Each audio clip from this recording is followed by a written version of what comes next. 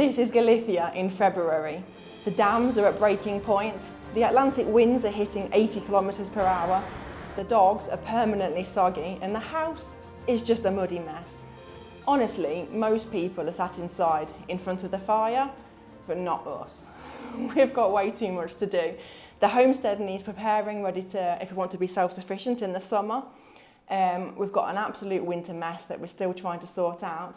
And we're under a little bit of time pressure because something quite exciting is going to be happening on the 16th of February, but you're going to have to wait until the end of the video to find out.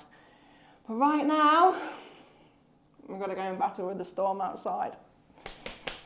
Brave faces on, let's go!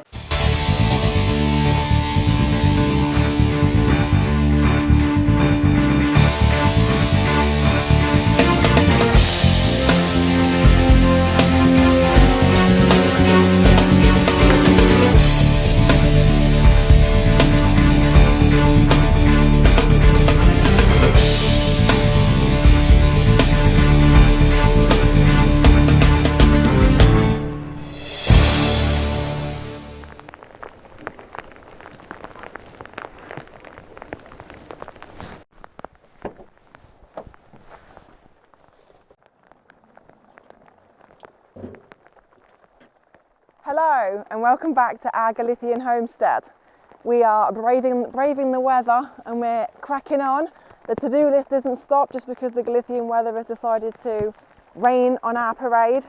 And we're starting off with replacing this tarpaulin.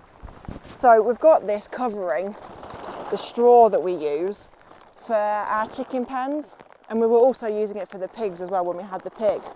However, you're not going to believe this, but actually in the summer here it's really quite hot and very dry. And this tarpaulin now is completely disintegrated because of the UV. And our straw is not nice and dry and our chickens are not very happy. So the wind has dropped down. We're currently not experiencing really high winds, so it's actually a job that we physically can do right now. And so we're going to get on with it. Let's go.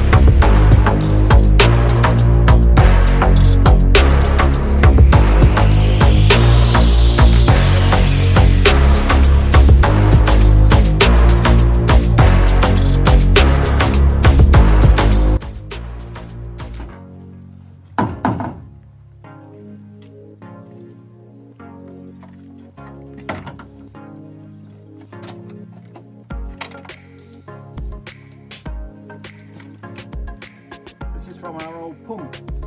This used to be 14 metres underground. That's why it's in the condition it is. And it didn't work.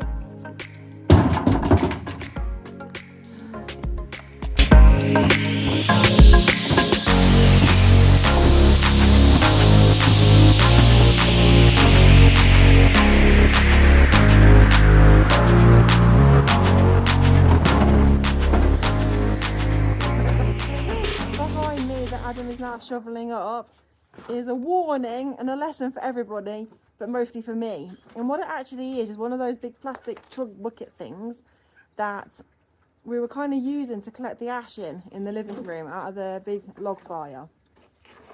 And I got up about 7:30 one morning, emptied all the ash out of it, which I thought was cold, and lit the fire. The fire was going all day, and then it wasn't until about maybe 5 o'clock in the afternoon, and Adam said that he could smell like plastic burning and couldn't work out where it was coming from.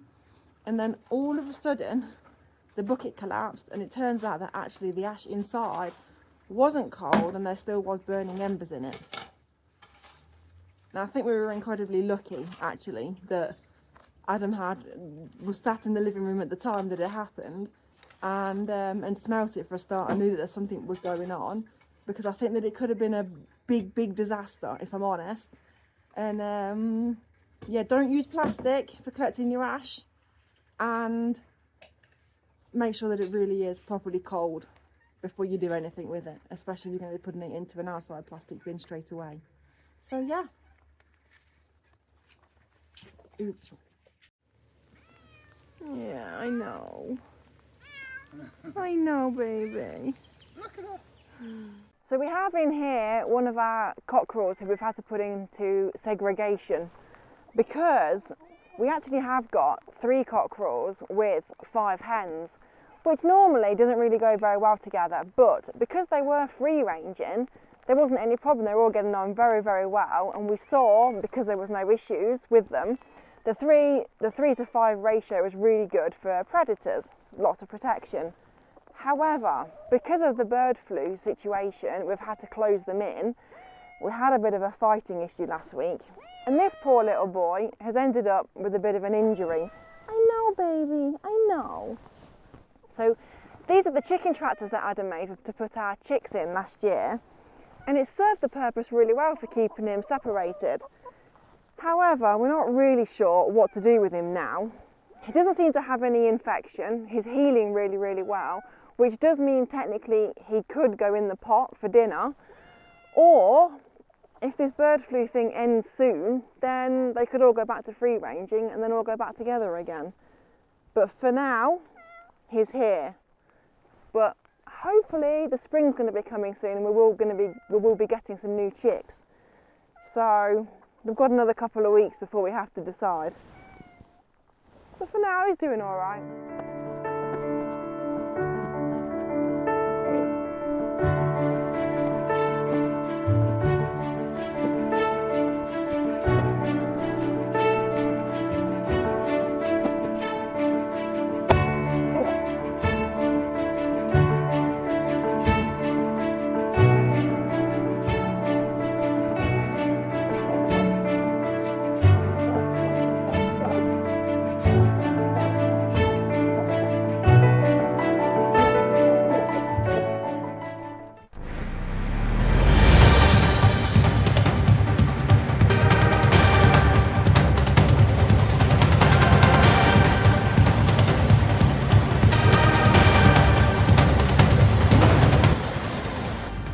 We've had a ride up to the dam because we've had a lot of rain recently. Well, just a bit of rain. How much rain have we had? Lots. All the rain. We're up at the dam. This is the slipways open. It's incredible.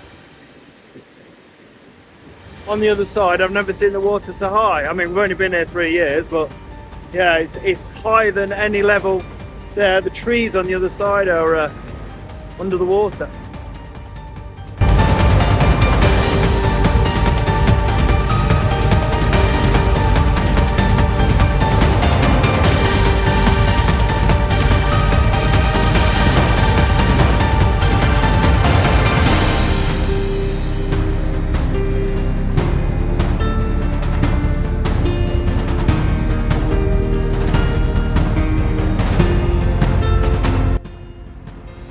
Look how high the spray's going up. That's not clouds, that's water spray. Look at it.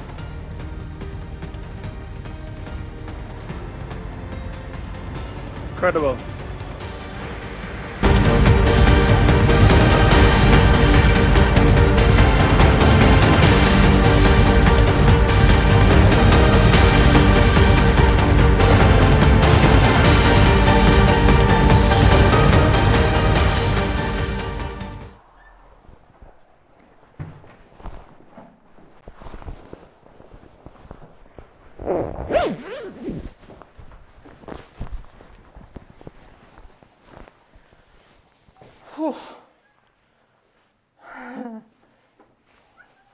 Are you coming in here, out the wet. Hiya.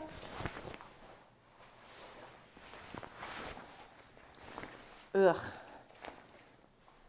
What is down my back? I haven't. Ugh. Oh. So we haven't washed away, which is great news, and we think we're pretty much ready now for... Are we? Are we not? Probably not. For something we keep hinting at it. So what is happening is, on the 16th of February, Televisión de Galicia is coming over to spend a day with us, al campo, to film a bit about our lives here, about what we're doing, about how we got on with the neighbours, and basically how we're trying to be self-sufficient. So we're absolutely terrified. We're very, very excited as well, and we just kind of want everything to look not perfect, not idyllic, because that doesn't exist, but we want to present ourselves the best of what we can, I suppose. Absolutely. Yeah.